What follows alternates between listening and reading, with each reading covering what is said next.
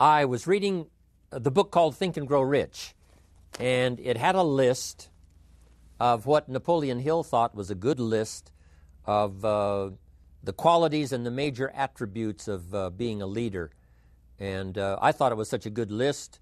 I made the list in my own notes, and now the purpose is for me to get my notes into your notes, to get what's in my head into your head, so that it won't stop with you, so that what we share here together today will be passed on, passed on. That's why I do what I do. I do take great pleasure in touching the people that I can see, shake hands with, say hello to, an audience that you can see. But I am also aware of the unseen audience that's being affected by whatever we do. So now I've got a chance to do that.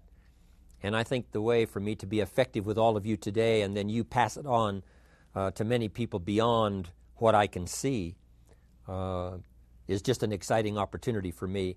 Now let me give you this list. It's a pretty good list. Napoleon said, number one, a leader needs unwavering courage. And I don't know if I totally agree with the unwavering part of this or not, because sometimes our courage does waver a little. You know, bend but not break. Courage mounts up, and then sometimes we have the doubts that creep in, and we reach a little deeper to find that courage that overcomes our doubts and our fears. So I would probably debate a little bit with Napoleon on this unwavering courage, because sometimes courage does waver. But as long as it stays, as long as in the end there it is to serve you, the courage to do what you didn't think you could do, the courage to step into territory that might be a little unfamiliar, the courage to talk to somebody you don't know, the courage to attempt conducting a meeting, the courage to give your first testimonial, the courage to, solve problems you couldn't solve before, that kind of courage. The courage to stand up when it's sort of dark in your corner, the courage to do it when it isn't going your way, seemingly. The courage to try to have a good day in the midst of a bad day. That kind of courage. Wavering a little at times, yes, because we all have doubts that attack us. We all have small fears that creep in. That is the nature of life. But that's what faith is all about. That's what courage is all about. To serve us when our doubts will not serve us well. Faith to overcome fear, and courage to overcome our doubts. But that is a good quality, a good attribute for a leader, and that's unwavering courage. Second, Napoleon said self-control. That, of course, is the very essence of life itself, is self-control. Because we all have this warfare going on. You know, it's going on in the world, the warfare between liberty and tyranny. In our own body, the warfare between health and illness. The struggle is on. The struggle between light and darkness. The struggle between good and evil. I call it opposites in conflict. And as soon as you're born into the world, as soon as you find yourself and discover yourself on this spinning planet headed somewhere, you know that this exists. To be a civilized society, we must drive the dark side of our nature into a small corner and let the positive side flourish. Early, we must learn to exercise self-control. Power is a wonderful thing, but it must be exercised properly. It must be exercised to benefit and not to destruction. So self-control is certainly necessary to be a strong leader, so that you can become the best example. The example of having your temper well managed, to having that dark side of your nature under control. The best example of choosing wise words and not being careless, that kind of control. Control of your appetite, control of your desires, so that they fit into the positive side of life and not the negative side. Self-control, very important. Then he said a leader must have a keen sense of justice. How very true. Justice we become familiar with, even when we're small, when certain things that happened or were done to us that we something told us that wasn't right. Someone did us wrong.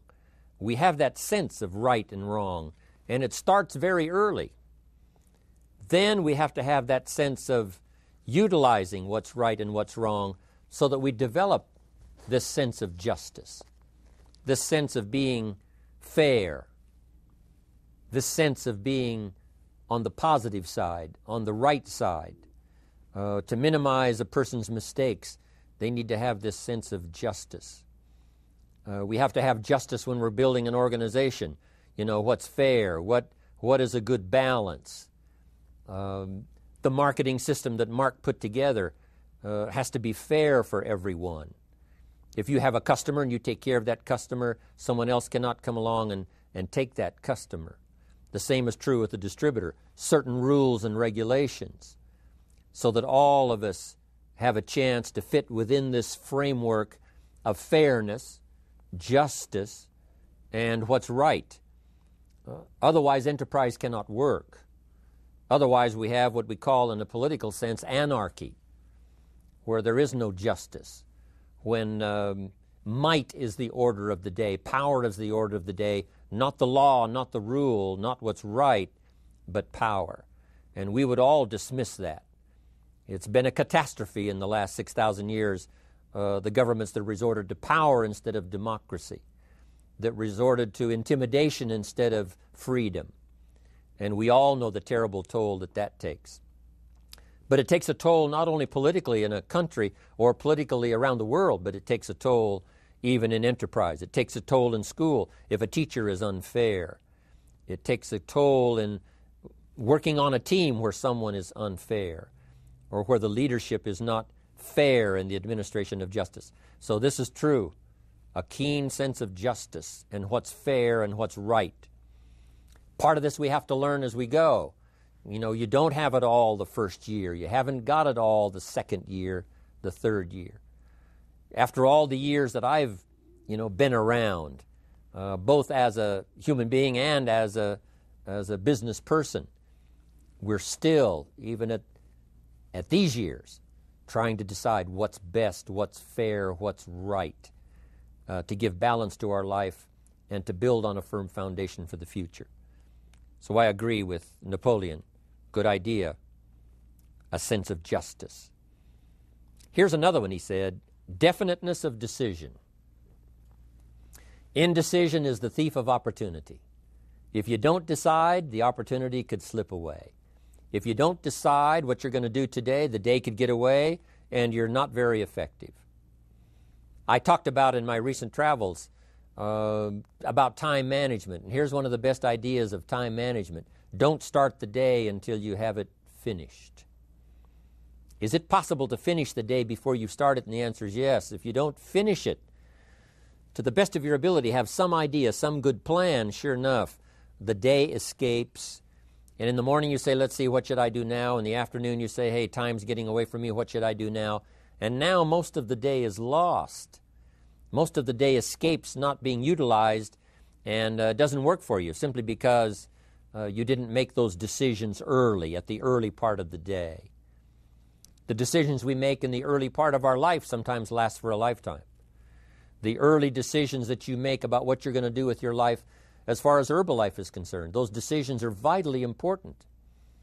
If you neglect them and don't make them, sure enough, the time passes and the opportunity sometimes is diminished, and sometimes you spend a lot of time now catching up simply because you didn't make those early decisions.